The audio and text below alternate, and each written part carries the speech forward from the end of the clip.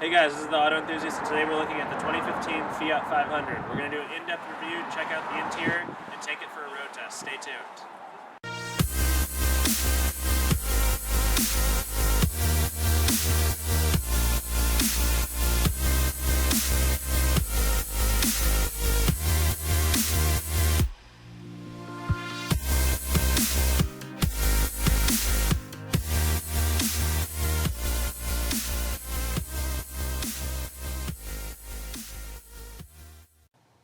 The 2015 Fiat 500 has a 1.4-liter four-cylinder engine. It has 101 horsepower and 98 pounds-per-feet of torque. It gets an astonishing 31 city and 40 highway. This model has a curb weight of only 2,363 pounds. With 15-inch wheels, it has a clearance of only 4.1 inches. It has an attractive exhaust that adds to the visually pleasing rear.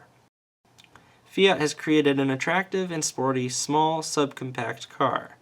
It has only 2 doors, but seats 4. Fiat definitely engineered the exterior in a very simple way.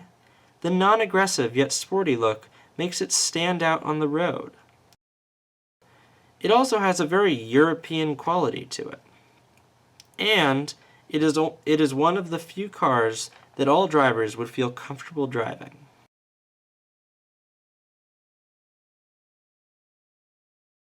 The key fob is very simple. Press the Fiat badge and the key will flip out.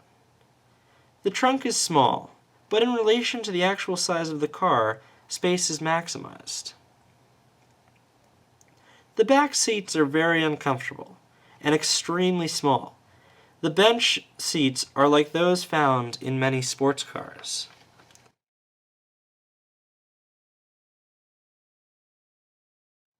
The doors are simple, with minimal controls.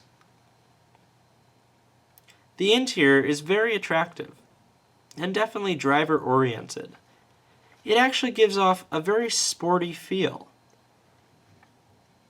Fiat has made it so every feature is in the perfect location for driver use.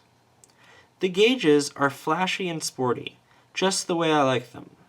The wheel is large and tastefully engineered. The badge is prominent and only essential buttons are housed on the wheel. The buttons, dials, layout, and material make the interior feel somewhat cheap and yet are somewhat satisfying if you are looking for a driver's car. The window adjustments are next to the shifter knob and the auxiliary input is at the floor with the cup holders. The lighting on the gauges is pretty much non-existent. One thing that did bother me about this car was the Shiftronic mode. Downshifting and upshifting were flipped. Sitting in this car, it's a bit small, but it's what you could expect. You know, the back seats are really small. If you're gonna have like 4 adults, it's tough. It's small back there. But sitting in this car, you know, I feel pretty driver-oriented. You know, I feel like I didn't think I would feel like this when I sat in the car, but it's hugged towards the driver. Everything's within reach. I've got my e-brake here.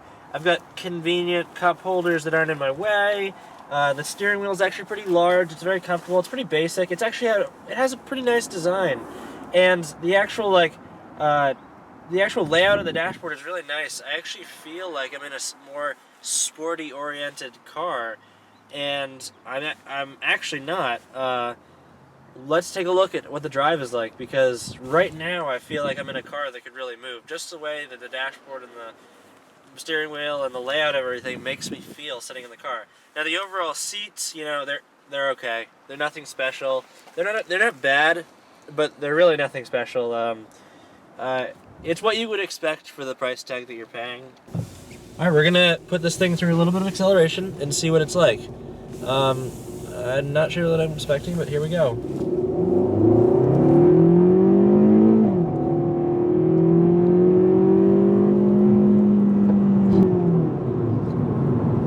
You know, it actually got up to speed pretty quickly. I didn't expect that. I certainly didn't feel like I was going fast. Again, this thing doesn't have much power, but you know, it got up to speed quickly. I'm actually really surprised. And it's pretty responsive. I think the vehicle that I could equate it to the most would be a Civic Si. Certainly it doesn't have the performance, but it has more performance than a Civic, and it's, you know, it's really responsive. Whenever I make a slight turn, I really feel like I'm hugging the road, which is actually pretty nice.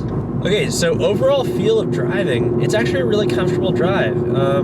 It has a very nice combination of feel of the road and like the actual sounds and movements of the car that the car is actually relaying to me. It's actually kind of nice. Like every bump that I hit, I feel, but it's not crazy like you'd find in a sports car, and it's also not as dulled out as you'd find in a luxury car. So overall, it's pretty nice. Now, the actual steering is fantastic. I did not expect this. It's actually got something very similar to what I would think of it like a BMW. It's very responsive. I feel really attached to the road. I'd actually like to see something like this in more sports cars. It's pretty fun to drive. We're coming up to a turn, and we're gonna see how this car reacts in turning. You know, so far it feels a lot like a go-kart, but let's see. We give it a little bit of gas. Yeah, it has pretty good pickup for the buck that you're paying. Oh, it has fantastic turning. This is actually a really nice car. It's actually pretty well balanced it's a little odd shaped, you know, I feel like it's a tall car and skinny, but it has actually great balance. I kind of feel like I'm in a go-kart, which isn't what I expected. I thought this would be a little bit slower, a little bit kind of like almost dumbed down, you know? But so far, this is a fun car to drive. So getting into traffic, usually I'd find with a car like this, I'd be worried about not being able to enter traffic at a high enough speed. I know from a lot of Honda Civics that I've driven, I'm always worried that I'm not going to be able to get up to speed quick enough to merge into traffic, and there's no problem in this car. This car certainly isn't fast, but it does have a peppy feel, which is really nice. Not what I expected. For what you'd pay for this car, this is a great car. Really fun to drive. I don't know if I could see myself taking long trips in it. I'm a little uncomfortable. I think it's just the type of seat. I'm also a little bit wider. It doesn't really fit my torso the way I'd like it to.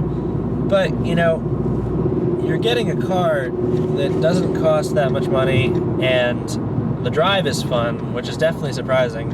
And the overall interior is quite driver-oriented, which is another thing I was surprised with.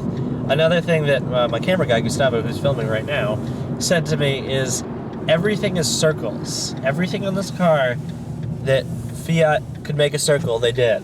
Your gauges are circles, your cooling vents are circles, every dial is a circle, everything is circular. And it's kind of nice. I know it's easy to notice, and you're a little... You question why they've done that, but it's kind of nice. It's tasteful. So my overall thoughts with this Fiat 500 is that it's an attractive car. It's a very European car. You see them a lot in Europe, and it definitely feels like a European car. They're very small. The interior is a bit small. I would say it's optimal for two people. But I think what wins the car for me is the drive.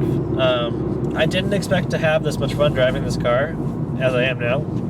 And overall, it's a great car. It feels a lot like a go-kart. If you've ever driven a pretty fast go-kart, this is what it feels like. The braking is like a go-kart. The braking is very nice. The acceleration's a little slower than a go-kart, but you get up to speed.